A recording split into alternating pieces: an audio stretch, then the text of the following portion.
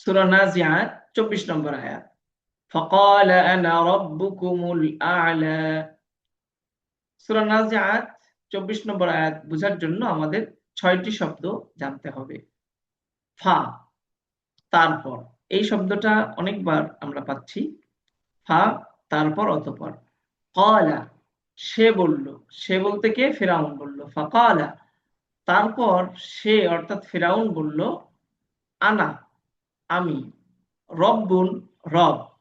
প্রত্যেকটা শব্দ কালিমার কোন প্রকার, পার্টস অফ স্পিচের, সেটা কিন্তু এখানে আমরা শব্দ অর্থের মধ্যে উল্লেখ করেছি। এটা দেখে নিতে হবে আপনাদের। ফা, তারপর, ক্বালা, সে অর্থাৎ ফিরআউন বলল, আনা, আমি, রব্বুকুম।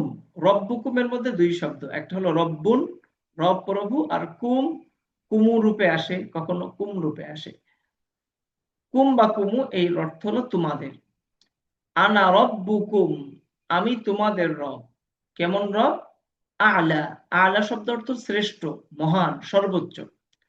রব্বুকুমুল আলা, তোমাদের শ্রেষ্ঠ রব, তোমাদের মহান রব।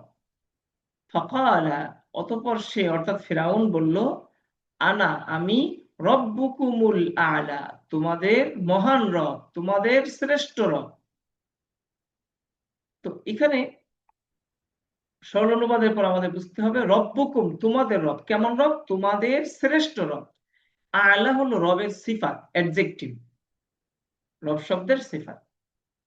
এবার সূরা নাজিআত 24 নম্বর আয়াতের ক্রিয়া বিশ্লেষণ।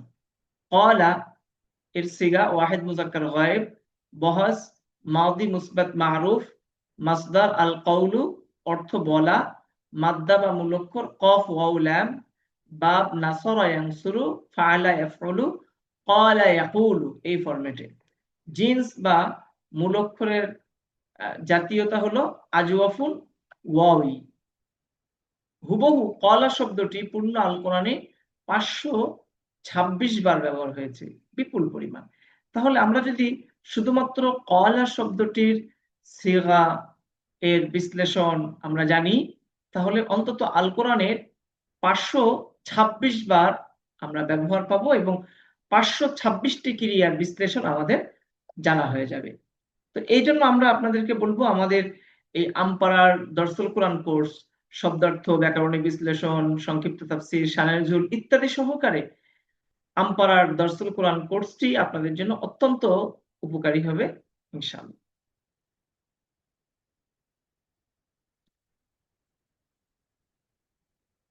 ইআরাবের বিশ্লেষণ। ফা শব্দটি মাবনি, আনা শব্দটি মাবনি, রব্বুন এই শব্দটা মূলত ছিল, রব্বু আসছে এখানে, রব্বু, আনা রব্বু, মূল শব্দটার উচ্চারণ হলো রব্বুন।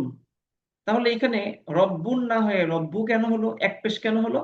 মূল শব্দ রব্বুন, বাক্যের মধ্যে খবর হওয়ার কারণে রফার এরাব পেশ হয়েছে। পেশ হয়েছে কেন? রফা এরাব পেশ হয়েছে খবর হওয়ার কারণে। আর তাহলে পেশ হলে দুই পেশ হতে পারতো, এক পেশ কেন হলো? কারণ শব্দটি মুদফ, পাশাপাশি শব্দটি মুদফ হওয়ায় শেষে তানবিন হয়নি। আচ্ছা, রব্বু যদি মুদফ হয় তাহলে মুদফ ইলাইহি কে? মুদফ ইলাইহি হলো কুম। কুম শব্দটি আবার মাবনি, মাবনি মানে অপরিবর্তনশীল, এটা পরিবর্তন হবে না। কুম শব্দটি মাবনি এবং মুদফ ইলাইহি হওয়ায় ইআরাবের দৃষ্টিকোণ থেকে জরের অবস্থায় রয়েছে। পরবর্তী শব্দের সাথে মিলিয়ে পড়ার জন্য কুম না পড়ে আমরা কি পড়বো?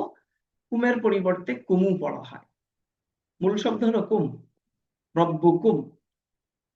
এরপর আলা, এই শব্দটি ইসমুল মাকসুর এর প্রকার। ইসমুল মাকসুর হওয়ায় শেষে এআরাব প্রকাশ পায় না। যে সমস্ত শব্দ ইসমুল মাকসুরের প্রকারের মধ্যে পড়বে তার শেষে এআরাব প্রকাশ পাবে না। তবে এআরাবের দৃষ্টিকোণ থেকে অবস্থানের দিক দিয়ে আলা শব্দটি পূর্ববর্তী মারফু শব্দ, পেশ বিশিষ্ট শব্দ রব এর সিফাত হওয়ায় আলা শব্দটিও মারফু অবস্থায় রয়েছে, পজিশনে রয়েছে মারফু এর। কিন্তু শব্দটা মারফু, রফাটা প্রকাশ পায়নি, পেশ প্রকাশ পায়নি, কিন্তু পেশের অবস্থানে সে আছে।